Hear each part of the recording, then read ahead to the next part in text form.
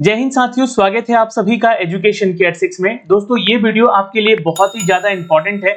जो भी छात्र कांस्टेबल की रिक्रूटमेंट का इंतजार कर रहे थे, तो एसएससी ने अपना ऑफिशियल नोटिफिकेशन जारी कर दिया और जो कवायद लगाया जा रहा था कि यहाँ पर 64,000 पदों की वैकेंसी आएगी एसएससी कांस्टेबल में, तो आपको बता दें कि ये टोटल वैकेंसी 39,481 पदों की दी गई है।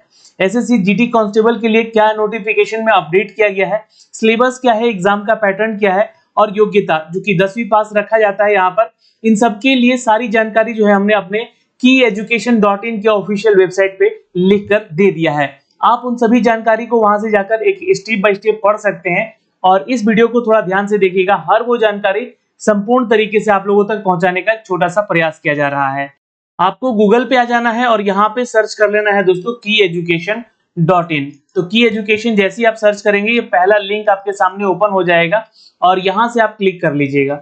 यहाँ से जैसे आप क्लिक करेंगे इसके पेज पे आ जाएंगे और यहाँ पे आप या तो लेटेस्ट जॉब में इसको ढूंढ सकते हैं या तो फिर आप यहाँ पे सर्च कर सकते हैं एसएससी जीडी कांस्टेबल, है ना। तो यहाँ पे जैसे ही सर्च कीजिएगा आपके सामने ओपन हो जाएगा। यहाँ पर ये सिलेबस भी हमने आपको यहाँ पे दे रखा है और सिलेबस में क्या क्या चीजें पूछी जाती है, एग्जाम का पैटर्न क्या है और साथ ही साथ इसका जो नोटिफिकेशन है इसके बारे में जानकारी भी हम लोगों ने यहाँ पे आपको दी है। तो ये देखिए, अब 64,000 पदों की वैकेंसी आ चुकी आने वाली थी, जो अपडेट आ रहा था, लेकिन ये नोटिफिकेशन जो आया है 39,481 पदों के लिए आया है। आप सभी यहाँ से जो है इस आर्टिकल को जाके स्टेप बाय स्टेप सारी चीजें पढ़ेंगे तो आपको सारी जानकारी यहाँ से मिल पाएगी। फॉर्म का फीस भरने में कितना रुपया लग रहा है, कौन कौन से छात्र योग्य हैं, क्या क्या योग्यता के लिए मांगा गया है, स्टेप्स क्या है यहाँ पर आगे बढ़ने को लेकर। फिर यहाँ पर देखिएगा तो ये वेबसाइट का लिंक हमने दे दिया है। यहाँ से डायरेक्टली आप क्लिक करके जो है इसकी वेबसाइट पे आ जाएंगे और ऑफिशियल नोटिफिकेशन जो कि अभी अभी जारी किया गया है इसको हमने यहाँ पे दे दिया है और यहाँ पे ऑफिशियल वेबसाइट से भी आप सीधे क्लिक करके इसके नोटिफिकेशन पे जा सकते हैं। तो आप देखिए यहाँ से इसके आधिकारिक वेबसाइट पे क्लिक करके आ जाइएगा, सीधे मैं आपको ले चलता हूं और यहाँ पे अगर सिलेबस देखना है तो सिलेबस का भी लिंक हमने आपको दे दिया है।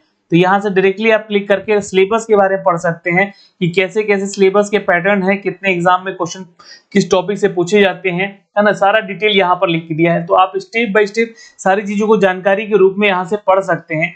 ठीक है, अब यहाँ पे आते हैं दोस्तों हम लोग एसएससी के ऑफिशियल वेबसाइट पे, जहाँ पे आपको ये लिंक दिखेगा। क्योंकि आज देखिए 5 सितंबर है और अभी अभी थोड़ी देर पहले इसका नोटिफिकेशन यहाँ पर जारी कर दिया गया है। आपको यहाँ से क्लिक कर लेना होगा अप्लाई ऑनलाइन वाले सेक्शन पे, ठीक है, जहाँ से आपको आवेदन करना है। यहाँ पे देखिएगा तो कांस्टेबल जीडी का ये नोटिफिकेशन दे दिया गया है दोस्तों। आप यहाँ से क्लिक करके अप्लाई वाले सेक्शन पे आ जाइएगा। आपको अप्लाई करने से पहले आपको अपना एक अकाउंट क्रिएट करना होगा, जहाँ पे आप सभी छात्रों को एक रजिस्ट्रेशन नंबर मिलेगा और उसका पासवर्ड भी आपको मिलेगा।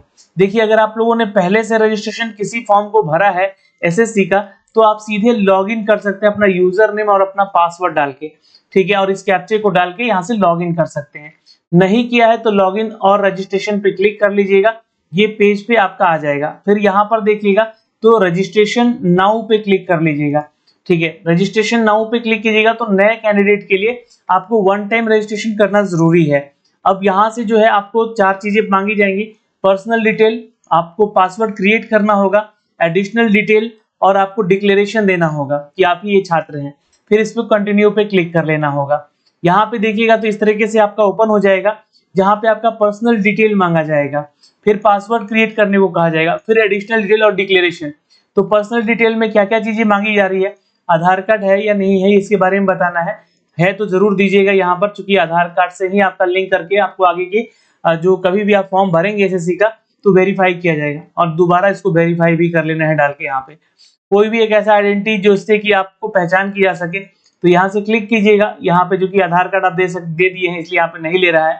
मैट्रिकुलेशन में आपका नाम क्या था वही नाम लिखना है जो सर्टिफिकेट पे है, फिर आपको फिर से डाल के वेरीफाई कर लेना है। कभी आपने अपना नाम चेंज किया था तो यस और नो पे क्लिक कर लीजिएगा। हाँ, अगर किया है तो उसके बारे में बताइएगा, नहीं तो नो पे छोड़ दीजिएगा।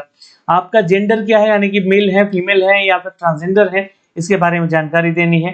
और वेरिफिकेशन जो है आपको करना है जेंडर का भी, फिर से आपको भर देना है, मतलब 2-2 बार ये सारी चीजें भरना है। यहाँ पे डेट ऑफ बर्थ यहाँ पे डालेंगे आप अपना, और यहाँ पे जो है आप अपना डेट ऑफ बर्थ फिर से दोबारा डालेंगे मतलब, ठीक है। उसके बाद यहाँ पे फादर का नेम डालना है, वेरीफाई करना है, मदर का नेम डालना है, उसको भी वेरीफाई करना है, मैट्रिकुलेशन का जो आपका बोर्ड है उसके बारे में बताना है कि कहाँ से किए हैं। सपोज आपने बीएसईबी से किया है तो बीएसईबी का जो है यहाँ पर बिहार स्कूल एग्जामिनेशन बोर्ड आ जाएगा। फिर यहाँ पे उसको दोबारा से डाल के यहाँ पे बताना है कि आपने बीएसईबी से ही किया है। आपका बीएसईबी में जो 10th का रोल नंबर था वो आपको बताना है, मैट्रिकुलेशन वाला, ये ध्यान रखिएगा। रोल नंबर के साथ फिर उसको वेरीफाई कर देना है। ईयर ऑफ पासिंग क्या है ये बता देना है आपको यहाँ पे, ईयर ऑफ पासिंग को फिर से डाल देना है यहाँ पे। हाईएस्ट लेवल ऑफ एजुकेशन क्या है आपका अभी, तो अभी मान लीजिए कि आप लोगों ने ग्रेजुएशन कर लिया हो या फिर पोस्ट ग्रेजुएशन कर लिया हो या पीएचडी भी कर लिया हो तो इसके बारे में बताइएगा। वैसे ज्यादातर यहाँ पर जो है 12th लेवल मैट्रिकुलेशन के छात्र फॉर्म भरते हैं, इसलिए यहाँ पर ये दोनों तो जरूर बता दीजिएगा कि आप लोगों ने मैट्रिकुलेशन के बाद 12th भी कर लिया है। कैंडिडेट अपना मोबाइल नंबर डालेंगे और उसको फिर से यहाँ पर ओटीपी आएगा और यहाँ पे देखिएगा तो अपना ईमेल आईडी डालना होगा और उस पे भी एक ओटीपी आएगा, है ना, दोनों पे ओटीपी आएगा। ओटीपी यहाँ पर वैलिडेशन करना होगा और जैसे ही आपका यहाँ पे डालेंगे तो यहाँ पे वैलिडेट करने को आएगा, फिर सेव एंड नेक्स्ट पे क्लिक करके आगे बढ़ जाना है। ये आप काम कर लेंगे, ये आपका रजिस्ट्रेशन वाला पार्ट है जहाँ पे पर्सनल डिटेल मांगा गया। अब फिर आपसे बोलेगा कि आप अपना पासवर्ड क्रिएट करिए और एडिशनल कुछ डिटेल जहाँ पे कैंडिडेट का नेशनलिटी, एड्रेस, एजुकेशन क्वालिफिकेशन के बारे में सारी जानकारी यहाँ से मांगी जाएगी। फिर उसके बाद कैंडिडेट का जो है डिक्लेरेशन लिया जाएगा यहाँ से, और ये सब जो है ना आपको नोटिफिकेशन पे भी देखने को मिलेगा। तो आपको करना क्या है कि नोटिफिकेशन पे जाना है और एक एक करके सारी जानकारी यहाँ से आपको देख लेनी है, ठीक है, कि क्या क्या नोटिफिकेशन में चीजें यहाँ पर दी गई हैं। ओके, अब यहाँ पे देखिएगा आप अपना पर्सनल डिटेल डालने के बाद यहाँ पे जैसे ही आप वैलिडेट करेंगे अपना ईमेल आईडी और पासवर्ड को, तो यहाँ पे जो है कुछ इस तरीके से जो है आपका पासवर्ड का जो आपका ओटीपी आएगा वो उसको वन टाइम रजिस्ट्रेशन का आपके सामने ये आपका रजिस्ट्रेशन नंबर दिखेगा। फिर यहाँ पे कंटिन्यू पे क्लिक कर लीजिएगा। कंटिन्यू पे क्लिक करने के बाद आपको log in screen with one time password बोलेगा, तो आपको फिर से लॉग इन कर लेना है और यहाँ पे देखिए अपना रजिस्ट्रेशन नंबर, अपना पासवर्ड डाल के यहाँ पे आप रजिस्ट्रेशन कर सकते हैं। फिर उसके बाद जो है साइन इन कर लीजिएगा। पासवर्ड क्रिएट करना है, तो पासवर्ड जो क्रिएट करना है आपको यहाँ पे, तो रजिस्ट्रेशन नंबर तो आपका यहाँ पे दिखेगा ही, ठीक है, और अपना ओल्ड पासवर्ड डालिएगा जो कि आपको आयोग ने यहाँ पे दिया है। फिर नया पासवर्ड डाल दीजिएगा यहाँ पे, है ना, जो मोबाइल पे आया है ओटीपी आपका वो पासवर्ड के साथ यहाँ पे वो नया ओटीपी यहाँ पे नया पासवर्ड डाल के रिक्रिएट कर लीजिएगा फिर, है ना, तो यहाँ पे हो जाएगा। फिर सिक्योरिटी क्वेश्चन डाल दीजिए कि कभी कोई चीज भूल गए तो सिक्योरिटी क्वेश्चन यहाँ पे एक डाल दीजिएगा, उसका आंसर याद रखिएगा कि कभी पासवर्ड वासवर्ड भूल गए तो ये क्वेश्चन आपसे पूछ के यहाँ पे जो है आपसे पासवर्ड आपको रिसेट कर दिया जाएगा, है ना। 2 क्वेश्चन बोला जा रहा है डालने के लिए एटलीस्ट, और दोनों का आंसर यहाँ पे देने को बोला जा रहा है, ठीक है। सेव एंड नेक्स्ट पे क्लिक कर लीजिएगा। फिर उसके बाद जो है आप यहाँ पे आएंगे तीसरे सेक्शन पे, तो यहाँ पे देखिएगा तो अब आपका पासवर्ड क्रिएट हो गया। अब एडिशनल डिटेल फिर से साइन इन करना है आपको। एडिशनल डिटेल में देखिएगा तो यहाँ पे बोला जा रहा है कि कैटेगरी क्या है आपका, उसको फिर से डालना है। नेशनलिटी क्या है उसको फिर से डालना है। विजिबल आइडेंटिटी मार्क्स जो आपके चेहरे पे कटे छटे का निशान है उसके बारे में बताइए। फिर are you a person disable, अगर हैं आप पीएच कैटेगरी से तो उसके बारे में यस और नो पे क्लिक करके जानकारी देनी है आपको। फिर परमानेंट एड्रेस आपको डालना है। फिर स्टेट क्या है, डिस्ट्रिक्ट क्या है, पिन कोड क्या है, ये सब कुछ डाल के अगर परमानेंट और जो आपका प्रेजेंट एड्रेस सेम है तो यस पे क्लिक कर लीजिएगा और सेव पे नेक्स्ट पे क्लिक कर लीजिएगा।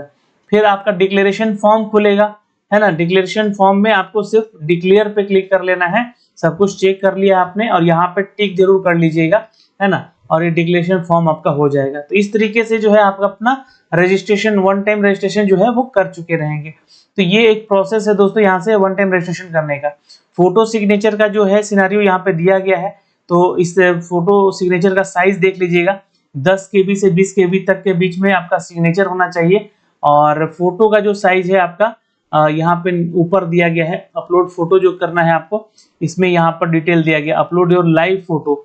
अच्छा, यहाँ पे लाइव फोटो डालना है विदाउट स्पेक्टल्स, यानी कि चश्मा बिना पहने हुए आपको अपना लाइव फोटो ही अपलोड करना है। और प्लेन बैकग्राउंड होना चाहिए, इस बात का ध्यान रखिएगा। और फोटो आपका एकदम क्लियर आना चाहिए, वो ऑटोमेटिक यहाँ पे लेगा। और लेकिन जो जेपीजी के तहत सिग्नेचर डालना है 10 से 20 KB का सिग्नेचर आपका होना चाहिए, ध्यान रखिएगा। ओके, अब यहाँ पर ये तो सारी चीजें आप अपलोड कर ही देंगे। अब आते हैं दोस्तों यहाँ पे इसके नोटिफिकेशन पे। तो नोटिफिकेशन कहता है कि आज से आप इसका फॉर्म भर सकते हैं, 14 अक्टूबर तक लास्ट डेट इसका फॉर्म भरने का।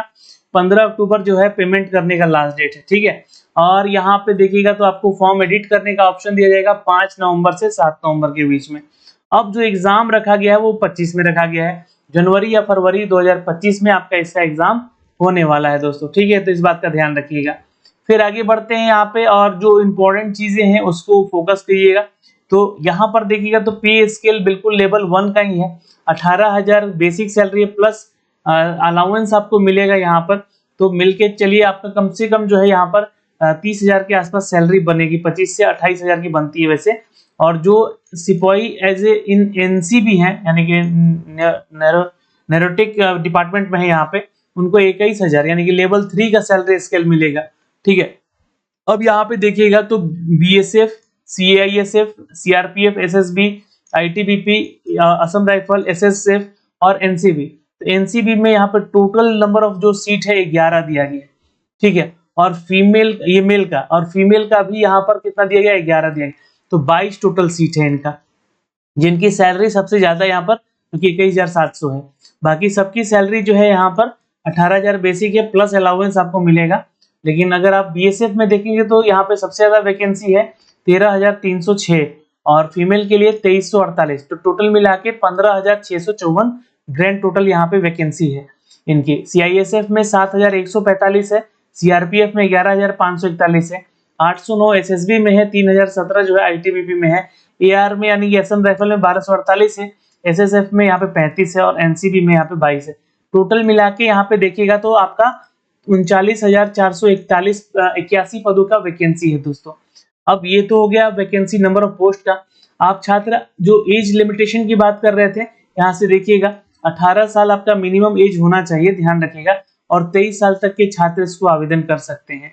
और यहाँ पर उम्र सीमा में छूट इन सभी कैटेगरी के छात्रों को मिलेगा जो एससी, एसटी, ओबीसी, एक सर्विसमैन या फिर जो चाइल्ड डिपेंडेंस है 1984 के, या चिल्ड्रन डिपेंडेंट है विक्टिम द गुजरात राइट्स के, तो इनको यहाँ पर छूट मिलेगा इन सभी कैटेगरीज में, यहाँ पे आप देख सकते हैं, ठीक है। तो ये जो छात्र हैं यहाँ पे 18 से 23 साल तक आवेदन कर सकते हैं, यहाँ पे जो भी एज लिमिटेशन दिए गए हैं।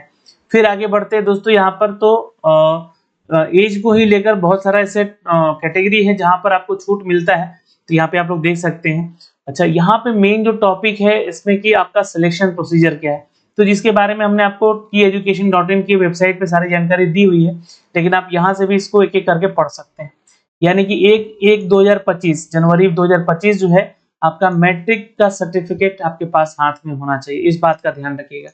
ये इससे पहले आपका पास होना चाहिए और अगर आप इसके योग्य हैं तो, ठीक है। अब यहाँ पे जो है चूंकि 10th के आधार पे ही जो जॉब है ये, तो 10th बेसिस जॉब ही है, जिसमें कि आपको अगर आपने एनसीसी किया है तो आपको यहाँ पर इसका बेनिफिट मिलेगा in the maximum marks of examination. NCC C certificate किया है तो 5%, बी सर्टिफिकेट किया 3% और ए सर्टिफिकेट किया तो 2% का यहाँ पे बेनिफिट आपको एग्जाम में मिलेगा। अब यहाँ पे देखिएगा तो ये जो अपडेट है दोस्तों 1 जनवरी 2025 से पहले का आपका सर्टिफिकेट होना चाहिए। फॉर्म को कैसे भरना है हमने आपको बता दिया यहाँ पर कि स्टेप बाय स्टेप सारी चीजें दी भी गई हैं, यहाँ पे आप इसको एक एक करके पढ़ भी सकते हैं। जब फॉर्म भरने का जो फीस है 100 रुपीज है। वुमेन कैटेगरी का जो है यहाँ पर छात्रों का कोई फीस नहीं लग रहा है, ना ही SC ST डिपार्टमेंट का कोई फीस लग रहा है, ठीक है। बाकी आप इसको ऑनलाइन पेमेंट कर सकते हैं, 15 अक्टूबर तक लास्ट डेट है आवेदन करने का। और विंडो करेक्शन करने का यानी कि आपका जो एडिट करने का ऑप्शन है 7 नवंबर तक दिया गया है, 5 से 7 नवंबर के बीच में आप एडिट कर सकते हैं। एग्जामिनेशन ऑफ सेंटर्स दिए गए हैं जो कि SSC का जोन है जितना भी, उस जोन में आप यहाँ पे अप्लाई भी कर सकते हैं, उस जोन से आप अपना एडमिट कार्ड भी डाउनलोड करेंगे, इसका लिंक दिया गया है। तो इस PDF को पूरा संभाल के रखिएगा टिल आपके एग्जामिनेशन तक। अब आइए एग्जाम के पैटर्न को समझ लेते हैं। तो CBT बेस आपका एग्जाम होगा, यहाँ पे ध्यान रखिएगा। यहाँ पे जो है आप लोगों का 80 क्वेश्चन पूछा जाएगा, हर क्वेश्चन 2 मार्क्स कैरी करेगा, तो ये ध्यान रखिएगा। नंबर ऑफ क्वेश्चन जो है रीजनिंग में 20 होंगे और वो 40 मार्क्स देगा आपको, यानी कि हर क्वेश्चन 2 नंबर का हुआ। जनरल नॉलेज में और जनरल करंट अफेयर में जो है अवेयरनेस में 20 क्वेश्चन होंगे, 40 मार्क्स मिलेंगे। एलिमेंट्री मैथमेटिक्स में भी 20 क्वेश्चन होंगे, 40 मार्क्स मिलेंगे। वहीं पे इंग्लिश और हिंदी के क्वेश्चन 20 होंगे, यहाँ पे 40 मार्क्स। इसके लिए आपको एग्जाम देने के लिए 1 घंटा पूरा समय दिया जाएगा। ऑब्जेक्टिव टाइप क्वेश्चन रहेंगे। लैंग्वेज जो होगा इसका पेपर का हिंदी अंग्रेजी तो होगा ही, लेकिन 13 ऐसे रीजनल लैंग्वेज में भी होगा, जो कि आपको यहाँ पे असम, बंगाली, गुजराती, कन्नड़, कोंकणी, मलयालम, मणिपुरी, मराठी, पंजाबी, तमिल और तेलुगु और उर्दू में भी होगा। तो ये सारी है यहाँ पर, ये ध्यान रखिएगा इस एग्जाम को देते समय कि निगेटिव मार्किंग भी रखा गया है 0.25 का। तो हर क्वेश्चन अगर 2 नंबर का है और 0.25 का निगेटिव मार्किंग है, तो समझ रहे हैं आप यहाँ पे कि आप 4 क्वेश्चन अगर 2 ही क्वेश्चन आप गलत कर दिए तो आपका ये नंबर जो है कट जाएगा, कम से कम 1 नंबर कट जाएगा 2 ही क्वेश्चन में। तो इसको ध्यान में रखिएगा, ठीक है। अब यहाँ पे जो है सीबीटी बेस आपका एग्जाम है, इसको ध्यान में रखेंगे आप लोग। और फिर उसके बाद जो मार्क्स होगा कैलकुलेट किया जाएगा आपका, चूंकि अगर अलग अलग सेक्टर में एग्जाम होता है तो नॉर्मलाइजेशन किया जाएगा। फीस यहाँ पे 100 रुपए ही लग रहा है। फिर उसके बाद आपका ये एग्जाम होने के बाद आपका जो होगा यहाँ पर ये सिलेबस दिया गया, देखिए सिलेबस दिया गया। सिलेबस के बारे में हमने आपको जानकारी की एजुकेशन पे दे दिया है, सब कुछ लिखकर भी। फिर आपका जो है पीईटी यानी पीएसटी होगा यहाँ पर, फिजिकल स्टैंडर्ड टेस्ट, इसके बारे में जानकारी हमने आपको पहले भी दी हुई है। यहाँ पे देखिएगा तो जो आप परफॉर्मेंस देंगे सीबीटी में, है ना, उसके आधार पे आपको शॉर्टलिस्ट किया जाएगा पीएसटी या पीईटी के लिए, ठीक है। तो ये ध्यान रखिएगा, आपका जो है सिलेक्शन इसी के आधार पे होगा, लेकिन आपका कम से कम क्वालिफाई हो जाना चाहिए, शॉर्टलिस्टेड हो जाना चाहिए आपको। फिर पीएसटी में आप आएंगे, पीएसटी और पीईटी देंगे। तो पीईटी का जो क्वालिफिकेशन है वो देख लीजिए यहाँ पे थोड़ा सा। जो मेल है उनका 5 किलोमीटर का रनिंग होगा, 24 मिनट समय दिया जाएगा। वहीं पे जो छात्र लद्दाख रीजन से हैं उनको 1.6 किलोमीटर का रनिंग होगा, 7 मिनट का समय दिया जाएगा। फीमेल जो है उनको 1.6 किलोमीटर का रनिंग होगा, 8.5 मिनट का समय दिया जाएगा। फीमेल यहाँ लद्दाख वाले जो है 5 मिनट का समय मिलेगा और 800 मीटर ही आपको रनिंग करनी होगी। तो ये रिलैक्सेशन है लद्दाख के रीजन के छात्रों के लिए, और ये जो है आपका बाकी सभी के लिए है, ये आपको रेस करना पड़ेगा। फिर आते हैं दोस्तों पीएसटी पे, तो आपका हाइट होना चाहिए 170 सेंटीमीटर और फीमेल है तो 157 सेंटीमीटर, ये आपका फिजिकल स्टैंडर्ड कहता है यहाँ पर। फिर उसके बाद हम बात करें दोस्तों कैटेगरीज में, तो इन सभी कैटेगरीज को में अगर देखिएगा तो all candidate belong to scheduled tribe, जो भी बिलोंग करते हैं एसटी से, उनका मेल में 162.5 और महिलाओं में 150 सेंटीमीटर का हाइट होना चाहिए। फिर अगर बात करें शेड्यूल्ड ट्राइब में जो कि नॉर्थ ईस्ट में रहते हैं, उनका 157 सेंटीमीटर पुरुषों का हाइट होना चाहिए और 147.5 सेंटीमीटर महिलाओं का। फिर बात करें लेफ्ट विंग में जो भी लोग रहते हैं यहाँ पर एसटी कैटेगरी से आते हैं, 160 सेंटीमीटर हाइट होना चाहिए, इनका 147.5 सेंटीमीटर हाइट होना चाहिए। कैंडिडेट जो है यहाँ पर गढ़वाल, कुमाऊं, डुगराज, मराठा, अगर आप हिमाचल प्रदेश, जम्मू कश्मीर, लद्दाख जैसे क्षेत्रों से बिलोंग करते हैं तो आपका हाइट यहाँ पे 165 सेंटीमीटर और महिलाओं का 155 सेंटीमीटर होना चाहिए। कैंडिडेट हैविंग हेलिंग एरियाज, जो नॉर्थ ईस्ट में रहते हैं उनके लिए भी ये क्राइटेरिया दिया गया है, जो कि ऊपर बताया गया है। और बाकी जो इन सभी कैटेगरी से आते हैं उनका भी हाइट पुरुषों का 157 और महिलाओं का 152.5 सेंटीमीटर होना चाहिए। चेस्ट का मेजरमेंट सिर्फ पुरुषों का होगा, जो कि 80 सेंटीमीटर बिना फुलाए और 5 सेंटीमीटर फुलाकर एक्सपेंशन उनका होना चाहिए। बाकी जो कैटेगरीज हैं उनमें यहाँ पे छूट दिया गया है, जो कि आपको यहाँ पे अपडेटेड है, बट 5 सेंटीमीटर का एक्सपेंशन तो होना ही चाहिए। तो ये सारी जानकारी होगी पीएसटी को लेकर। फिर आपका मेडिकल जांच होगा, यानी कि मेडिकल होगा, डॉक्यूमेंट वेरिफिकेशन होगा। डॉक्यूमेंट वेरिफिकेशन में तो ज्यादा कुछ नहीं, लेकिन हाँ आपके मैट्रिक का और सर्टिफिकेट और जाति प्रमाण पत्र, आय प्रमाण पत्र, ये सब जांच किया जाता है, ठीक है। तो आप ही वो छात्र हैं जो कि एग्जाम दे रहे हैं, इसका भी जांच होता है। तो ये सारी चीजें हैं और ये सारे वो डॉक्यूमेंट्स हैं जिसकी जांच होती है।